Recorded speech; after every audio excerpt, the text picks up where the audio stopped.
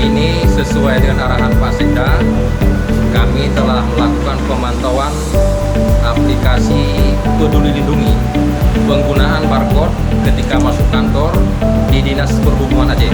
Alhamdulillah dari pantauan kami semuanya berjalan lancar, tertib dan sesuai dengan protokol kesehatan yang telah ditentukan oleh pemerintah.